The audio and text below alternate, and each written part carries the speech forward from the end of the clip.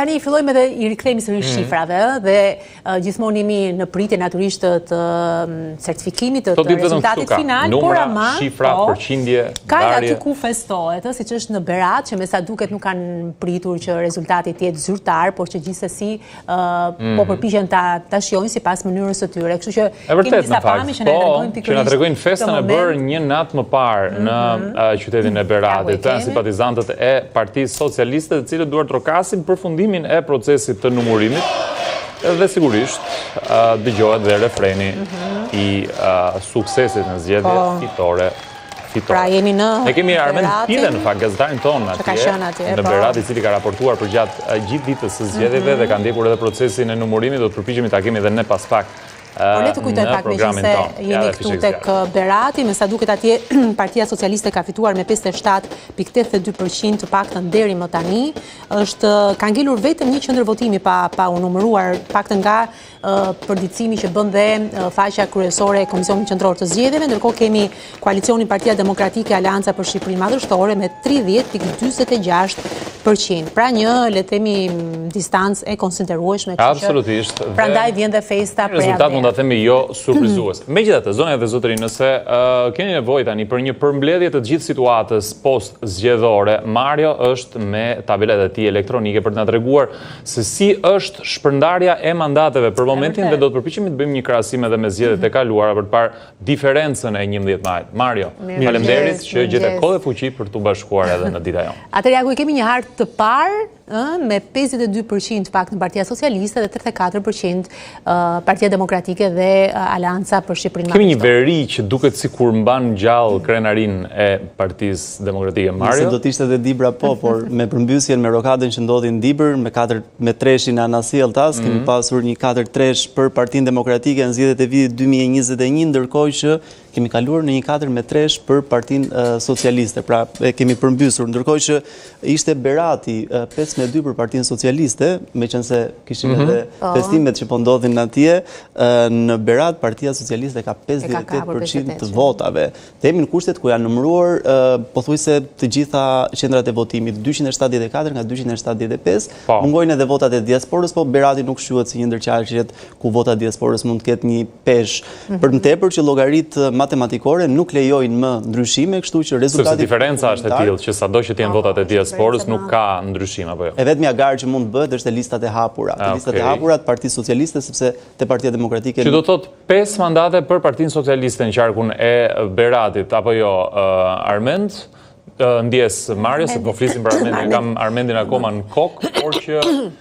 mbetet e njëjtë. Pra, situata vetëm pse rritet përqindja e votave. Rritet me 2 pikë përqindje, por le të themi që ajo pse fishek zjarret le të themi kanë pushtuar qiellin e Beratit për fitoren e Partisë Socialiste është fakti se ishte le të themi në dyshim. Ishte në dyshim nëse do të mbajë ai rezultat, por jo që vetëm është mbajtur, por kemi edhe një le të themi shtim të votave, kështu që kemi një hambar votash tashmë në Berat kthyer në një bastion të Partisë Socialiste. Kështu tani mos e lëviz pak atë faqen. Në këtë lloj pamje tani të krijohet një tjetër lloj iluzioni, se atje e sheh që garën e ka pasur me zotin Basha dhe Aleanca me zonin Kryemadhi, dhe tani kur sheh që përqindja është ulur, duket sikur ka qenë më i suksesshëm zoti Basha me zonin Kryemadhi në ato zgjedhjet 2021-shit. Por problemi është që nëse partitë e reja, partitë e vogla do duhet që të gryenin votat e mazhorancës qeverisë, për shkak edhe të peshës pushtetit në 12 vite ka ndodhur e kundërta. Do ta shohim grafikisht edhe te qarqet e tjerë, veçanërisht në Tiranë, ku e shohim pak Tiranën, se Tirana besoj jep një pasqyrë të qartë edhe. Atëherë kemi qarkun me 37 mandate, nga 36 në vitin 2021, tashmë 37 mandate për shkak se një mandat i kaloi nga Korça drejt Tiranës për shkak të zhvillimeve demografike. Kemi Partinë Socialiste që ka të konfirmuar tashmë mandatin e 19, jemi në kushtet ku kemi të numëruara 1113 qendra votimi nga 1282, pra rreth 95% të totalit.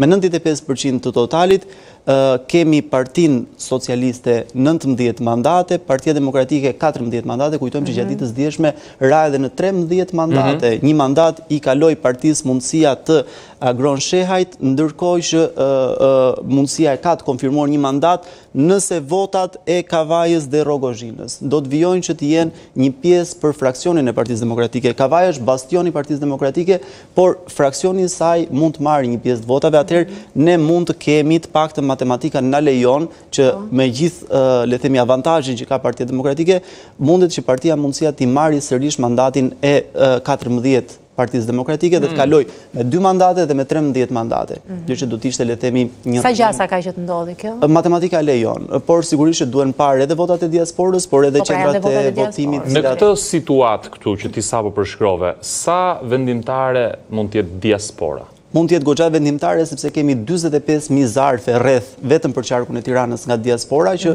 ka një peshë të konsiderueshme. 45.000 zarfe në kushte le themi normale mund të prodhojnë deri në 4 mandate. Kështu që pesha në këtë rast me 18.745 vota, një mandat e ka të sigurt, e ka të mbrojtur. Nëse kalon në 20.000 vota e përtej, automatikisht bëhet pretendente për një mandat të dytë.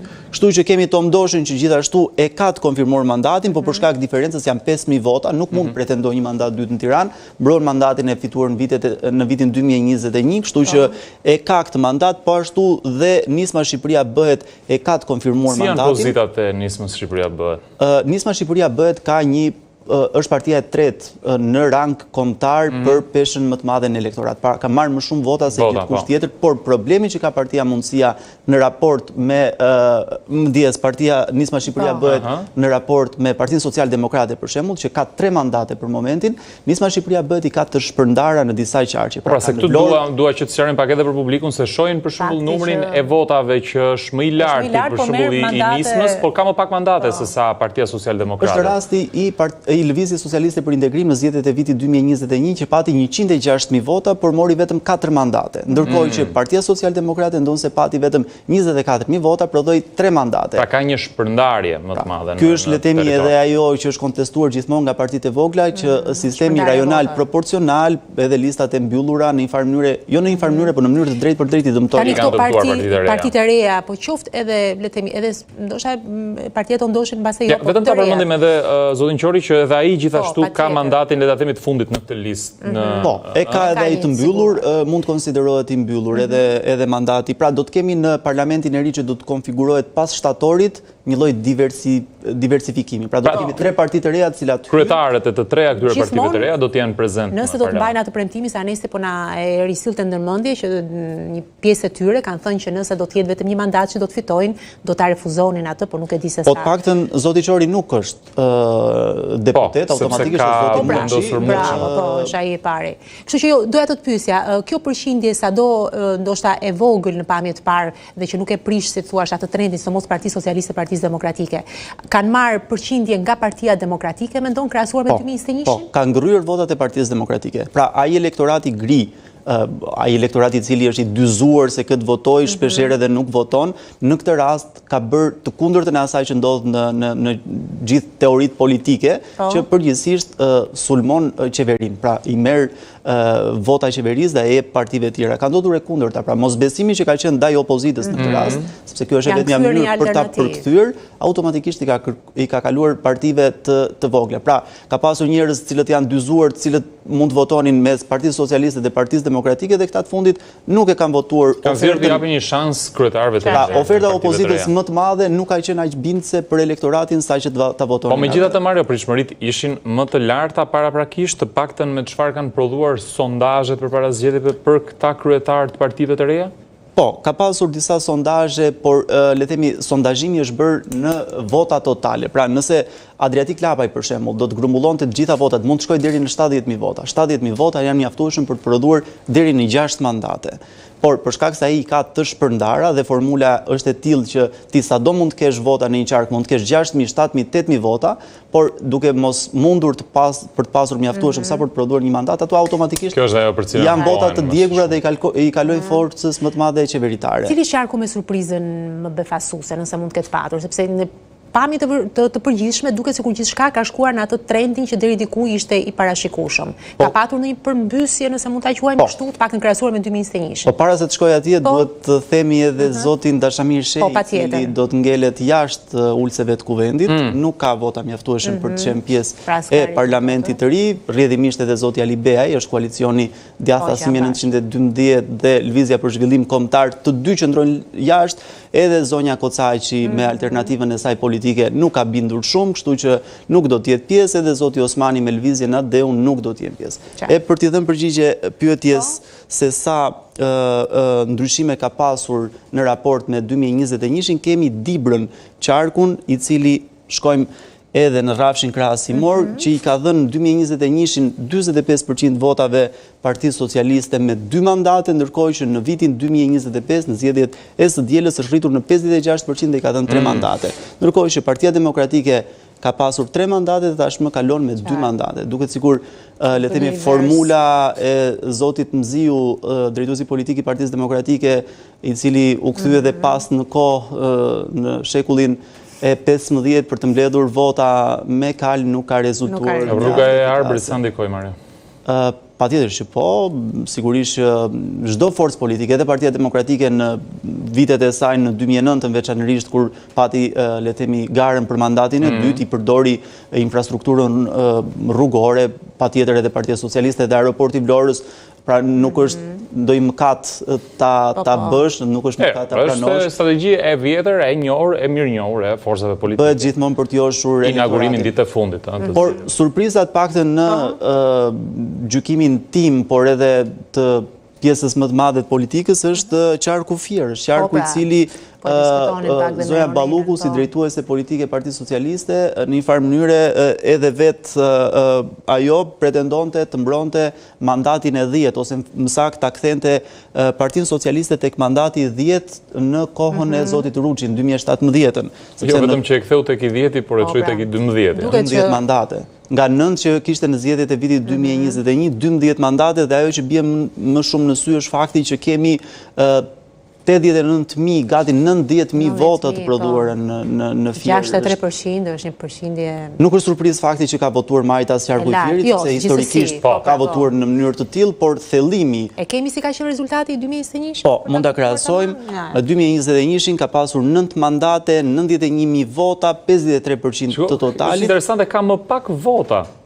Po, por kemi akoma disa qendra votimi për të numëruar. Kemi 525 nga 587. Mund të shkoj gati në të njëjtat. Janë 62 qendra votimi. 92.000 vota. Por edhe këtu ka ndodhur ajo që po thonim pak më herët, që partitë e reja, e shohim edhe grafikisht, partitë e reja, për shembull, zoti Lapaj ka marrë gati 7.000 vota në Qarkun Fier. Partitë e reja nuk kanë ngryer ajo që ti the që ka të njëjtin numër votash, nuk kanë ngryer votat e Partisë Socialiste. Po, duket qartë zi që kanë marrë. Kanë marrë nga Partia Demokratike. Sa do t'i duheshin në këtë rast zotit Lapaj në Fier për të marrë të paktën një mandat? Do t'i duheshin të paktën edhe 5.000 vota. Edhe 5.000 vota. Sa përqind do duhet të kishte fituar, po themi? Në shkallë përqindje atëherë do duhet kishte 11% të totalit për të pasur shanset për pasur një mandat. Kutitë mbetura duket si një mision i pamundur. Jo, është i pamundur, është e mbyllur. Si garë konsiderohet e mbyllur, 12-4 është rezultati më i thellë që prej vitit 1997, në tërësi Partia Socialiste ka marrë rezultatin më të thellë që nga 97-a, memorandumi Kuçit i firmosur 3 ditë para funksionoi, ka bërë në çdo palë zgjedhjesh dhe le të themi Partia Socialiste ishte shumë pranë për një moment fakt e pati edhe 3/5 e parlamentit, pati 84 mandate për një moment, pastaj u rrëzua në 83 dhe në 82, gjë që do t'i lejonte Partisë Socialiste që të miratonte një pjesë konsiderueshme të ligjeve me shumicë të cilësuar. Por mund të shohim nëse e mbarove me. Ndërkohë që kemi edhe Elbasanin, një qark ku pritej mandati, ishte në diskutim mandati i 9, pra ka pasur. Pas ka ngelur. Po, 3 qendra votimi. Ndoshta thjesht nuk është përditësuar faqja e. Jo, është në kohë reale, kështu që janë, kështu që janë thuajse mund të themi një rezultat thuajse final. Por ajo që bie në sy është që nga 8 mandate edhe këtu ka përcimi bëhet, pra qarku me rritje më të madhe të Partisë Socialiste është Fieri që ka 3 mandate shtesë. Por edhe në Elbasan rritet me 2 mandate, gjë që është konsiderueshëm, sepse përgjithsisht edhe tek ajo letra që kryeministri kishte zakonisht plusi është me 1 mandat. Pra synohet shtimi me 1 mandat në ato qarqe ku mundet. Por të rritesh me 2 dhe me 3 mandate do të thotë shumë, do të thotë që elektoratin ato qarqe... Unë vërre edhe diçka këtu, Mario. Vërre, këtu kanë mbetur 3 kuti dhe ka gati 4.000 vota më pak 2025 se 2021, që mund ta lidh edhe me largimin e shumë qytetarëve nga Shqipëria në këto 4 vite. Patjetër që po, por një pjesë e tyre janë edhe te vota e diasporës, sepse shumë shqiptarë, le themi, cilët para se sa të miratoj e drejta për votën e diasporës, detyroheshin ose më saktë të drejtën e tyre për të votuar e shprehnin duke ardhur në Shqipëri.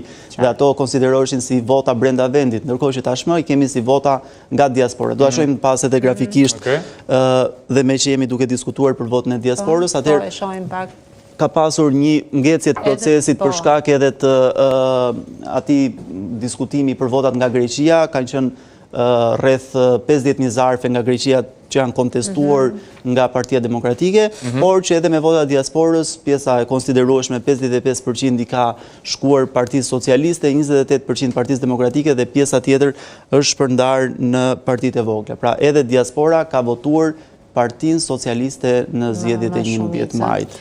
Mario, mund të shohim pak se si janë krahasimet në veri të paktën në ato qarqe ku ka fituar Partia Demokratike, dua të shoh diferencën që ka me zgjedhjet 2021. Po, shkojmë në kryeqendrën e Kodra mbetet e njëjtë apo jo, me përjashtim zgjedhjeve për kryetar bashkie. Ka një rritje të Partisë Socialiste nga 28% në 38% votave, pra kemi një rritje me 10% dhe nga 3 mandate në 4 mandate. Pra formula e zgjedhur nga Partia Socialiste për të shkëputur një figurë Partisë Demokratike si Zoti Beci, duket sikur ka dhënë një lloj rezultati. Pra kemi bashkinë, sepse në fund ditës edhe pushteti vendor, momentin që ti ke në kontroll pushtetit vendor, ke në kontroll. Po dhe investimet që janë bërë së fundi në Shkodër, ta pranojmë, pra diçka me sa duket kanë dhënë rezultate. Automatikisht të jep pushtet në elektorat dhe kështu që edhe Partia Demokratike nga 53% në 2021 është rrudhur në 40%, ka humbur një mandat. Edhe atje ku harta është ngjyrosur me ngjyrën blu. Ajo që bën përshtypje, Mario, qëndrojmë vetëm një sekond këtu, është ndoshta surpriza e madhe dhe vetme këtyre zgjedhjeve vau idejës ku nuk ka as Partinë Socialiste dhe as Partinë Demokratike fituese, po Partinë e Tom Doshit. Po, në fakt zoti Doshi synonte që të kishte më shumë 2 mandate. 17%. Janë 2 mandate që ka pasur në zgjedhjet e vitit 2021, synonte t'i mbronte, madje ishte pretendente edhe për një mandat tret, cilët do t'ja merrte Partisë Demokratike, por rezultoi që ja ka marrë Partia Socialiste. Pra nëse ne edhe partitë e tjera më të vogla kemi zotin Basha, i cili me koalicionin Euroatlantik ka pasur një numër modest votash, por nëse gjitha këto partitë e vogla, numri votave total shkon në rreth 6.000, do t'i shkonin zotit Doshi, pra automatikisht ai do të kishte një mandat tret dhe 2 forcat politike, Partia Socialiste dhe Partia Demokratike do t'ishin me nga 4 mandate. Por kemi rezultatin 5-4-2. Që Partia Social-Demokrate e ruan atë peshën e saj në elektorat, është në raport me mandatet, është forca e tretë më e madhe, i merr pozicionin Lëvizje Socialiste për Integrim dikur Partisë së Lirisë aktualisht, por në rang kombëtar mbetet Nisma Shqipëria bëhet që ka numrin më të lartë të votave. Dhe paka shumë kur pritet t'jesh përsërite ne me këtë tabelën përfundimtare që ka mbaruar dhe diaspora? Shpresa është brenda javës, po? Brenda ditës së njëjtë me shumë mundësi. Pra ideja është numrimi ka ecur kënaqshëm në raport me vitet e shkuara. Ditën e dieshme edhe kryekomisioneri Celibashi në fakt tha që u pranua për herë të parë që sistemi i numrimit dhe votimit procesi zgjedhor në Shqipëri është relativisht i vjetëruar. Primitiv. Pra ideja për të futur votimin faleminderit për korrigjimin. Por në rastin e zgjedhjeve të vitit të ardhshëm 2029 ne do të kemi si në 110 po ashtu dhe në vor votim dhe numrim elektronik, atëherë do të kishim sot, do të ishim duke folur le themi për rezultat përfundimtar, madje do të prisnim certifikimin e Komisionit Qendror të Zgjedhjeve. Okej, Mario, faleminderit. Kuptuam diçka më tepër, na i lë tek ajo e përgjithshme. përpara syve gjatë gjithë kohës për të kuptuar çfarë ndodh. Faleminderit. Ne duhet të ecim të shkëputemi për një hapësirë të shkurtër publicitare. Po, kemi analizat tona, patjetër, kështu që do të qëndrojmë me këtë temë deri në fund programit.